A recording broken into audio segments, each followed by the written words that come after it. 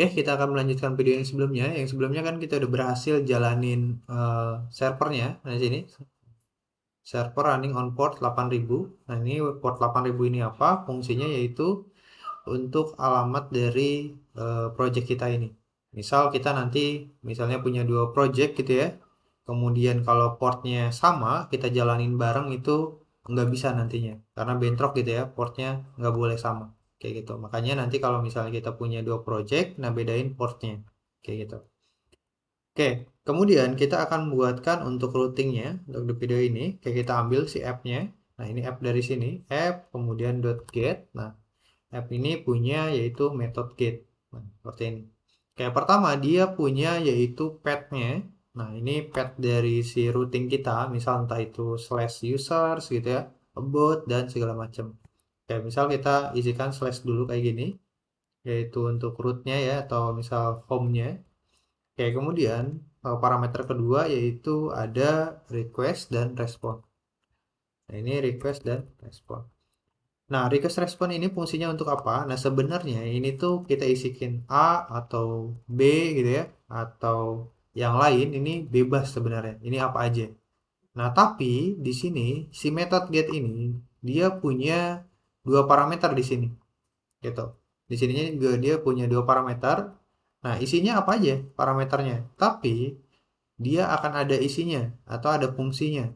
Nah, A ini atau request ini dia itu ketika nanti kita akan request body gitu ya atau request data, kemudian request parameter. Nah, nanti kita akan ngambil dari sini. Nah, ini respon ini apa? Nanti ketika kita ingin menampilkan data mungkin atau ingin menampilkan respon JSON, nanti kita menggunakan si B ini. Nah, makanya biar kita nggak bingung, kita namakan rec aja. Rec itu sebagai request, kemudian B itu sebagai respon. Kayak gini. Nah, ini bebas sebenarnya apa aja. Oke, kemudian di sini ada function, yaitu arrow function. Kemudian kita gunakan kurung awal. Oke, selanjutnya kita res, kemudian dot send. Kayak misalnya kita isikan hello world. Kayak gini. Ya, kita simpan, kemudian. Nah, ini kita stop dulu, Ctrl C. Kemudian kita clear, Ctrl L ya. Kita jalankan node index, kemudian .js. Kayak gini.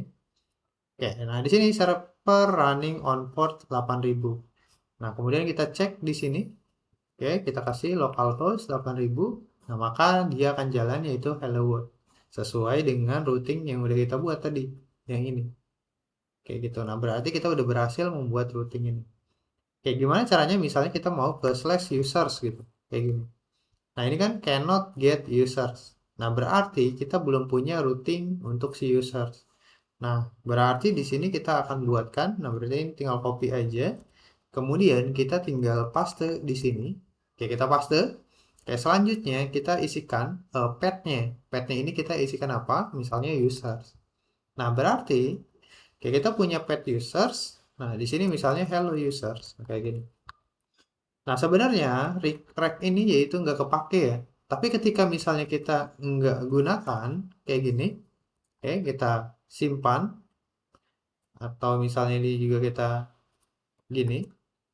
Oke.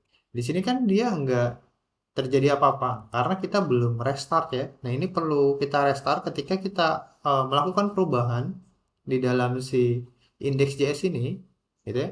Di dalam file si backend express ini, maka dia nggak bakal berpengaruh. Nantinya ketika kita hello world test misalnya, nah ketika kita akses ini, nah, di sini masih hello world. Nah, karena ketika kita melakukan perubahan, nah si backend ini harus kita restart.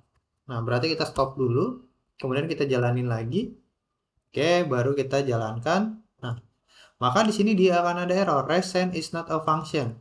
Nah, jadi harus punya dua parameter di sini.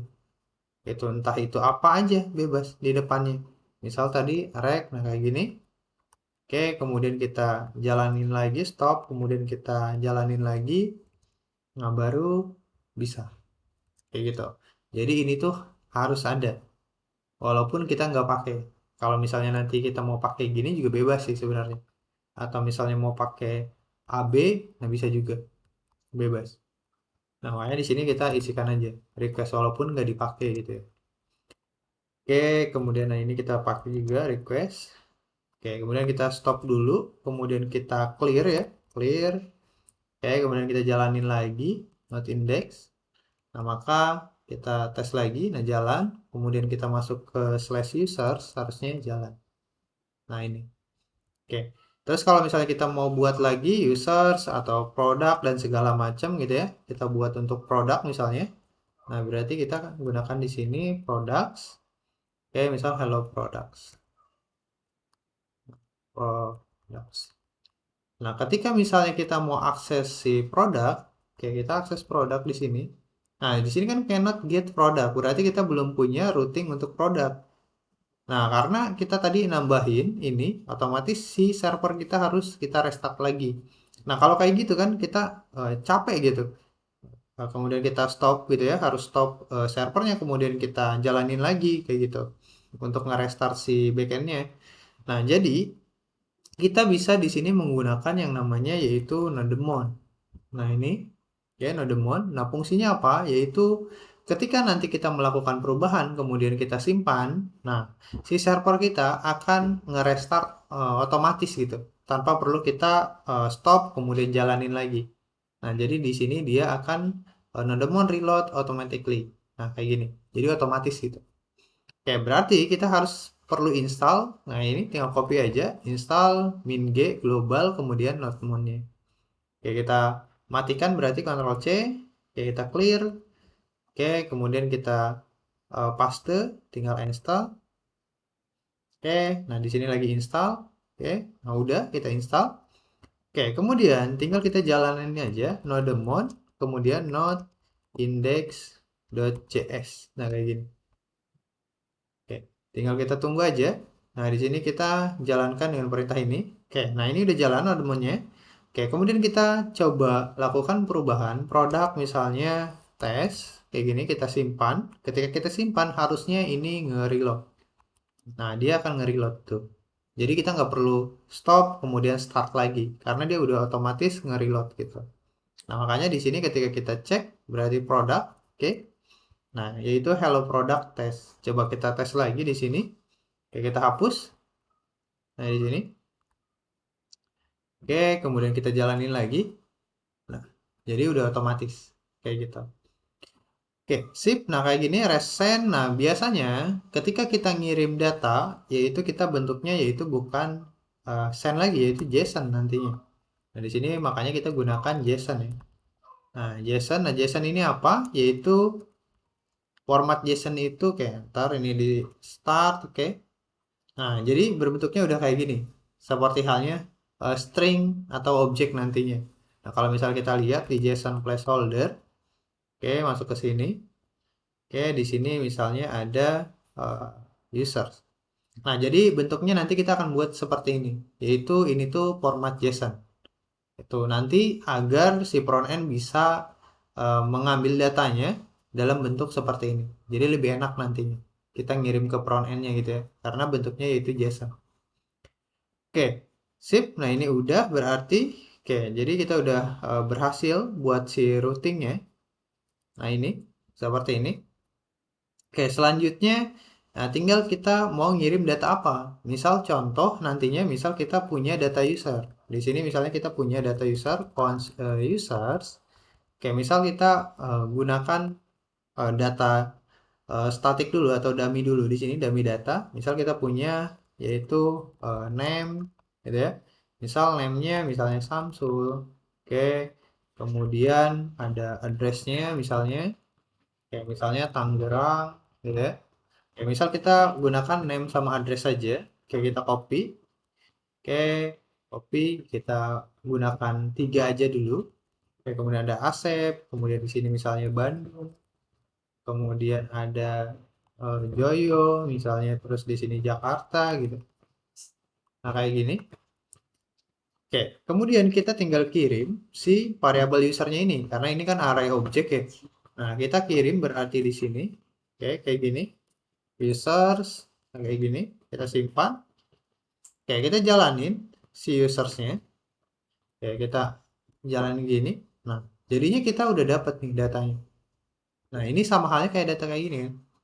Gitu. Ini kan array objek. Nah, kayak gini. Oke, kalau misal kita rapikan, nah jadinya seperti ini.